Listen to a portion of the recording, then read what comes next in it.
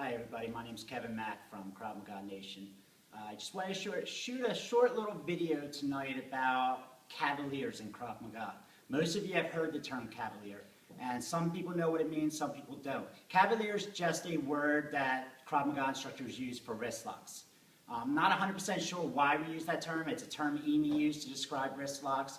They both have their own little urban myths of the origins of the name, but it's a really basic application of a wrist lock that the term Cavalier is used for. Now, the way we approach wrist locks in Krav Maga is a little different than some other martial arts like Aikido or Japanese Jiu-Jitsu, in meaning that they kind of go after the wrist as a target. For instance, you will see in Aikido people doing this overhand arm thing, and people are grabbing the wrist and kind of attacking or trying to reach for a wrist out while it's moving. We don't do that.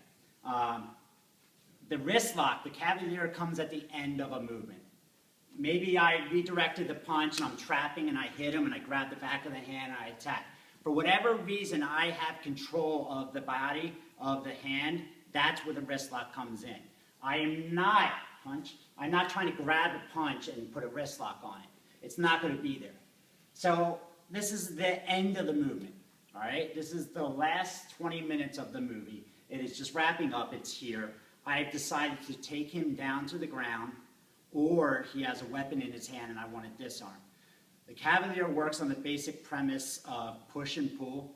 You will see that in Judo and Japanese Jiu-Jitsu with all their locks, all their sweeps, takedowns, a pushing and pulling motion.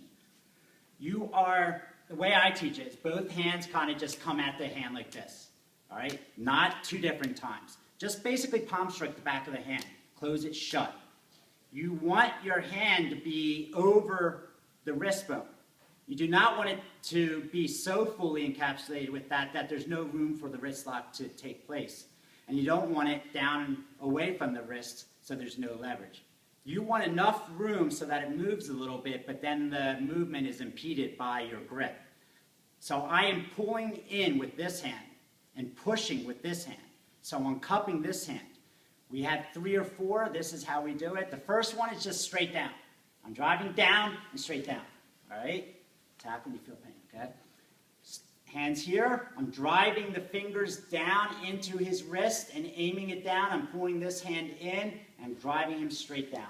All right? My elbows are in at all times, like your boxing stance, your fighting stance. I am not doing this. I am not pushing it down with my body. I am pushing it down, straight down. Now, what happens if he pulls away? If he pulls away, I don't try to pull back and push down. He pulls away, I go with him and I go down. All right? I'm going with the movement. If he pushes into me, I don't push back. He pushes into me, I go back and I go down. All right? It is a simple movement.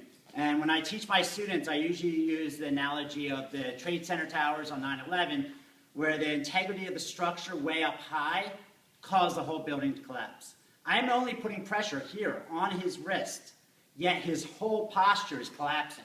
The whole body is collapsing. Your elbows stay in so that it's the whole body. On the street, if I don't care about him, boom, I'm just breaking the hand. You know, I grab this hand, I'm in here, grab, break the hand straight down. But right now, I want a little bit of leverage to take the guy down. Those are your basic Cavaliers. It's basically gripping the hand, encapsulating it, limiting the range of motion, driving straight down and keeping your elbows in. If the person pulls away, you go with them, but at the same time going down. It is like a diving downwards motion. Same thing if he pushes in, I go down, he goes down, Put the knife. The only other difference is if there's a knife and you want the knife disarmed, you can do the same thing where you drive down and then you peel the knife out. Not towards me, but out. Or if I want the hand to open, both thumbs on the back of his hand right below the knuckle, if you watch the fingertips, they open. All right? It's a way to open up the wrist. So I have 2 hands here. I'm here, and I slide down, thumbs on the back of the knuckles right down, and I drive in, putting pressure on the fingers, and the hand opens up. That's the other Cavalier. So it's 1, 2, 3, 4 Cavaliers. Now the other one is a takedown Cavalier. It is a takedown that kind of comes from Aikido, but you'll see it in Krav Maga. So it is a 2-directional movement. The first one's going to go over my shoulder, my foot is pivoting out at Tai Tsubaki movement, then I'm immediately going to swing back, all right? Ready? Go. And then I'm in here, all right? Why am I changing direction? I am changing direction because of that dynamic movement. If I don't change direction, he is going to roll out of it. So if I don't, you know how to roll, okay? So I'm taking him down, I'm rolling him here, he rolls out of the movement, I lose control. So I need to take him down and then right back here, putting my knee in the back of his arm, extending him, and then I can peel up. If he resists me, I kick, I stomp, and I break the grip. So that's your takedown twisting Cavalier.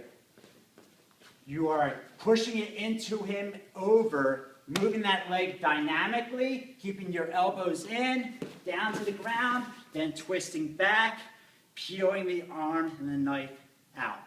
That's all the Cavaliers you have in Krav Maga. You know, and it's very basic. The only one is different is at the end, make sure that knife doesn't go into you, that it goes into him and over.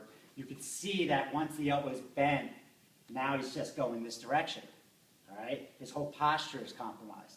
Here, down, pulling in there.